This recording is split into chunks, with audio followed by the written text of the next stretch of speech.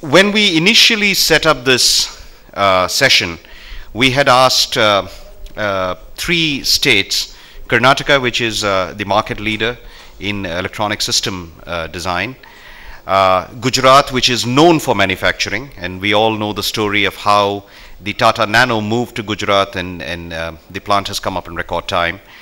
And we had the emerging state of Assam, which has ambitions to become a big player in this space. But then earlier we were talking with the moderator of this session, the Additional Chief Secretary of Gujarat, Mr. Ravi Saxena, and he came up with a fantastic suggestion. He says, look, instead of getting just the state government perspective, why don't you bring on an industry angle? Unfortunately, the Principal Secretary IT of Karnataka is held up and he could not join us, so we've taken the liberty of replacing Mr. Vidya Shankar with two captains of industry. So, ladies and gentlemen, with your permission, I would like to invite on stage our moderator for the session, the Additional Chief Secretary of Gujarat, Department of Science and Technology, Shri Ravi Saxena ji.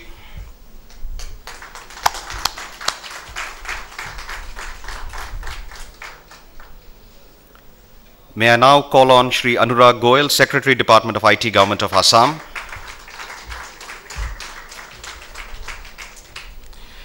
I'd also like to invite Dr.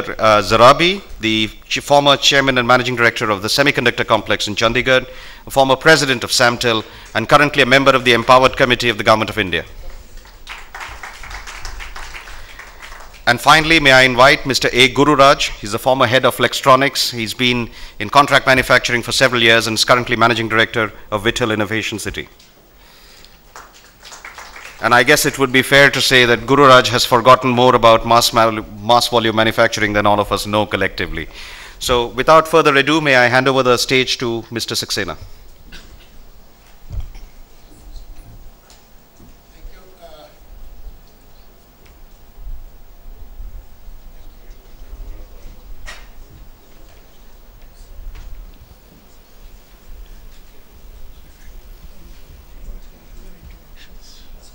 Mr. Menon. As a matter of fact, this session has been evolving until the last minute, and as he said, the participants are totally different, and I suppose the structure also would evolve as we go. I have been asked to make a presentation, so I think I'll begin with that straight away without much ado, and then the things would follow.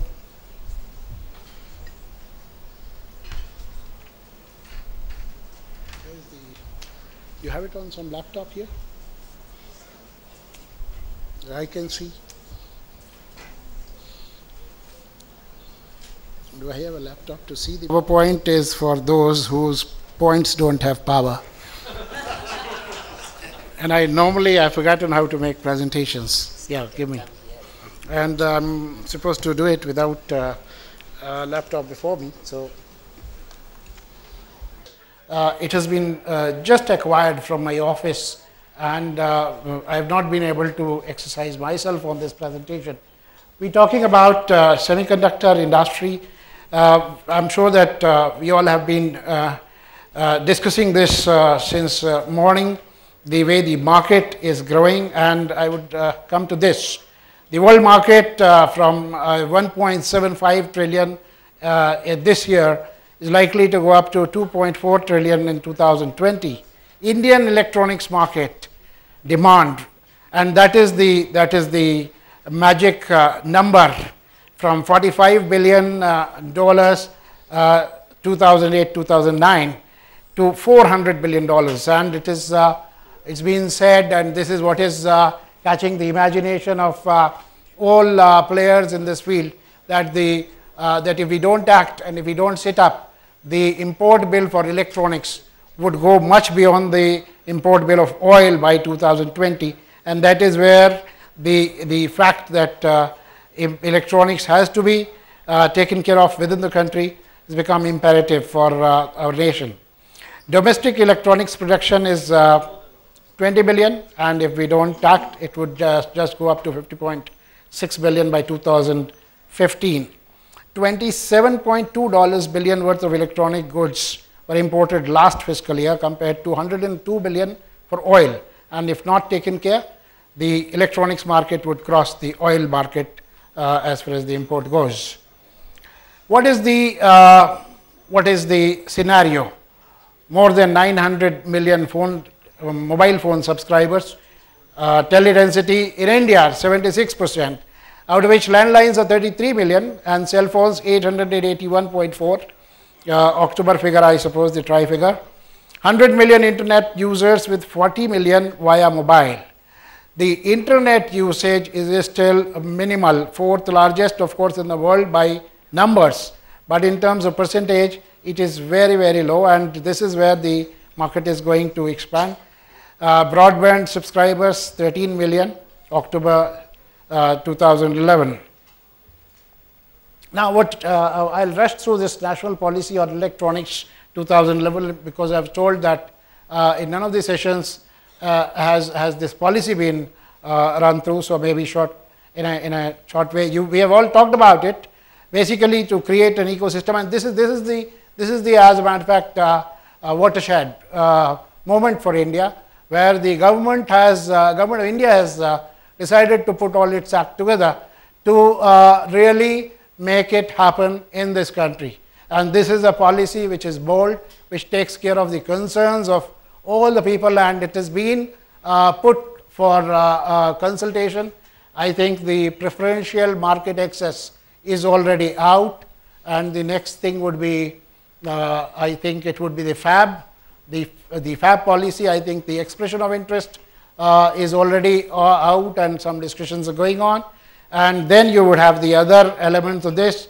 There has been a consultation around the country, and there is a general agreement that if the states and the center join hands, put their act together, we would be able to see a kind of growth in a sector which would be unprecedented in this country.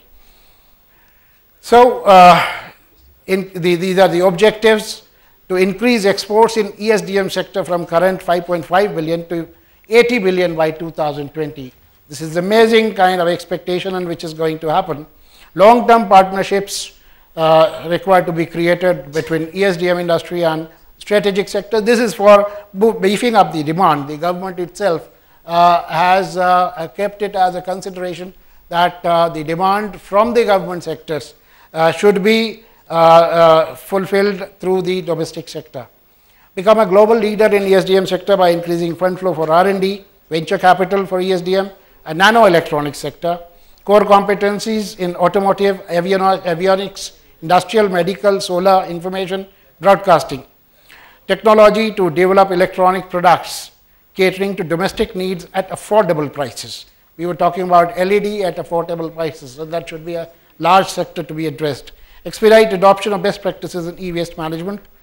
Specialized governance structures within government to cater special needs of ESDM sector. And this is where I suppose the challenge lies with the governments of the states. Facilitate loans, etc. We have looked at this, the strategies, creating ecosystem for globally competitive ESDM sector. This is a laudable objective, but I suppose one of the most difficult things to put in practice. Human resource development is another thing.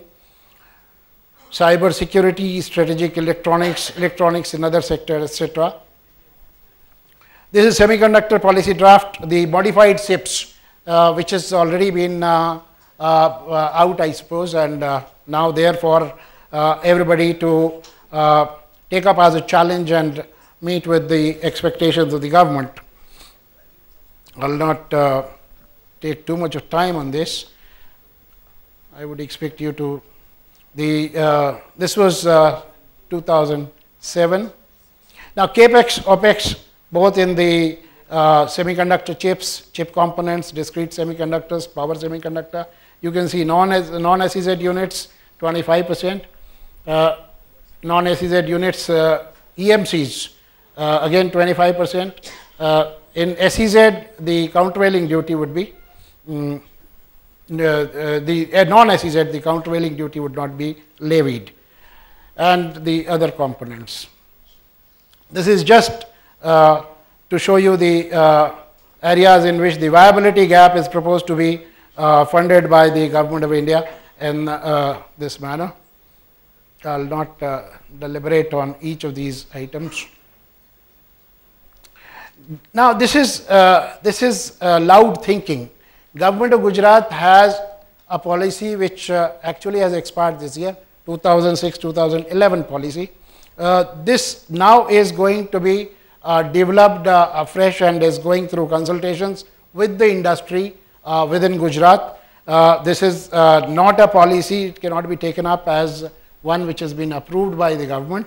So, I would put it as loud thinking, the strategy as it is evolving to strengthen regulations to maintain market order, strengthen anti-monopoly measures, improve export-import support policies, to create market demand which will complement the supply side initiatives to encourage fabless companies to set shop.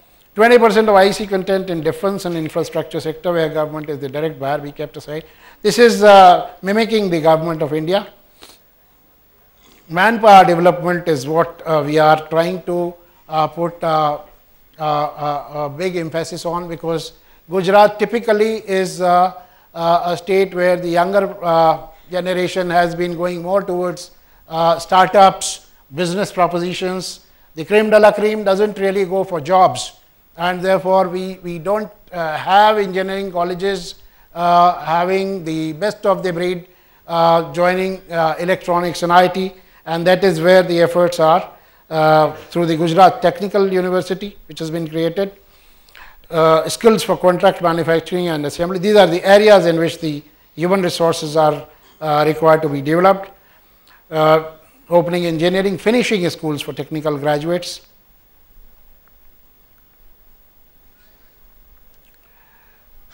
Gujarat is strong in terms of manufacturing typically, and it's just that some of those strengths are proposed to be now diverted towards the electronic sector. We have sorted out the land problem by creating spatial investment regions. Today, land is causing an issue almost everywhere, and yet we have seen that we could get Tata Nano without any discussion on land. And as a matter of fact, the farmers in that area have ended up getting 10 times increase in their land value. And that is the area where now today you have the largest auto hub with Peugeot, Nano, Maruti and Ford all setting up their shops in just one area. And all the farmers there have benefited. I know for myself that land which was selling for 200 rupees a meter is today selling for 2,500 rupees a meter. And it is a policy which is a totally win-win policy. So this is where special investment region, DMIC's Delhi Mumbai Industrial Corridor, and DIFC the freight corridor. These are the and the command area of DMIC and DIFC. That is where the logistics planning has been done, and integral planning in all these three special investment regions, industrial corridor and freight corridor, which actually is a win-win strategy both for the landowners as well as for the state. Fortunately, the population, the entire population in Gujarat is that way business-like, that if they can see that there is business in what government is proposing, there is no ideological issue which can thwart, and that is where when the Chief Minister says that we may not give financial incentives, but we will make sure that your projects will get fructified before time, and that is where you will earn your real profit, and that is what is the basic takeaway from project proposal of to be made in Gujarat. Industrial parks focused on semiconductor design and manufacturing. So EHTPs and electronic parks are the 200 parks that the national policy proposes to promote. Gujarat intends to take a major chunk of that in its electronic policy. Fiscal incentives, they are typical. Most states have those, and those are the ones which we are contemplating. This is the unique approach that we intend to apply to implement. This is the cluster approach, where what you have is in the center SETP, which has to be supported by the government-funded R&D lab, infrastructure and logistics providers, global semiconductor firms, universities and technical institutions, semiconductor supply chain firms, local semiconductor firms. Now, this is something which again I would say is a challenge. This is modeled on the science parks that we have seen in countries like Taiwan, in China. This is where we intend to go down and see the elements that are required, the synergies that are required for bringing these institutions together. Gujarat, we will talk about Gujarat. I will run through these very fast because I think the time is the issue. Gujarat offers most favorable outlook for infrastructure projects. We've all, I think you've all heard about the success of Vibrant Gujarat events. There is an investment of 98,000 crores in semiconductor industry, which was promised, which was signed through MOUs in Vibrant Gujarat 2011 and is at different stages of implementation. This was basically to show the faith in the administration of Gujarat state, the way it is being done. First, Gujarat ranks first with 28 points out of total 33 points in the regional scoring among 27 states in India, Deutsche Bank report. Power sufficient state with one of the highest per capita power consumption. This is the strongest point about Gujarat. Gujarat has today surplus power. As a matter of fact, we do not generate more than 2,000 megawatts of installed capacity, because if it is generated, it has to be sold at a loss. It is the way the purchase agreements are there. So, and every village of Gujarat has 24/7 power, which is one of the strongest points in respect to its infrastructure. Highest number of airports, second highest number of ports. It is 40 ports. It's got a major port like Kandla, Mundra, and we have one at Magdala. There are 40 minor ports. Sardar Sarovar Narmada river linkage, the rivers are all linked, statewide gas grid.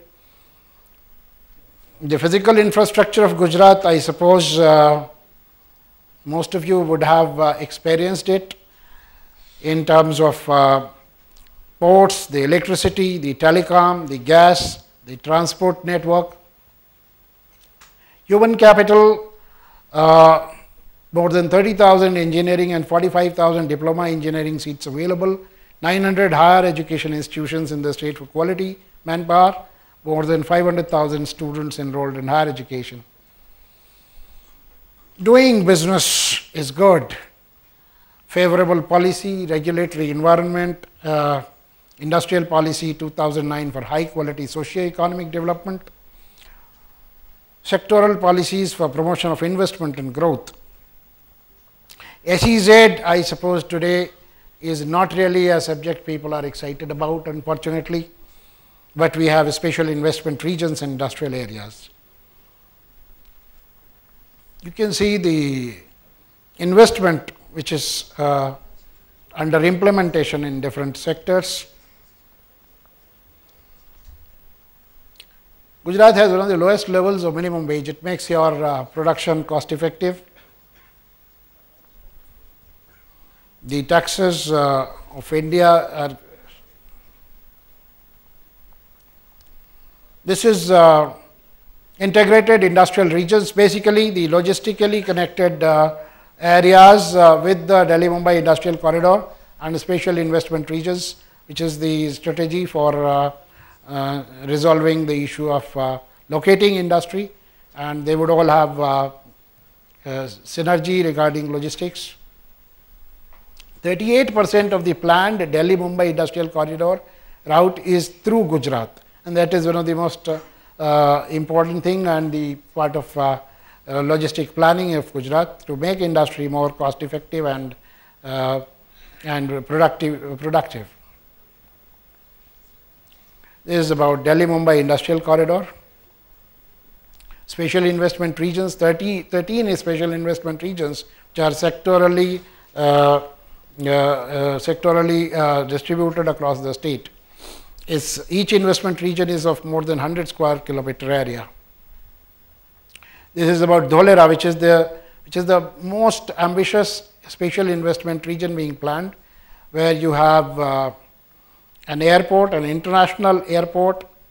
The focus sectors are export-oriented industrial areas: electronics, engineering, auto, pharma, cement, textiles, and IT. So this is where most of the electronic clusters are proposed to be planned. SEZs, I think we can. Gift City is now under implementation. I think I'll.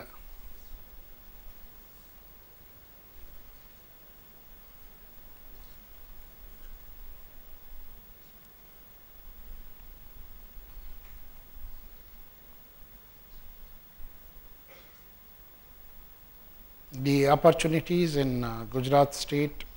Thank you. And with that,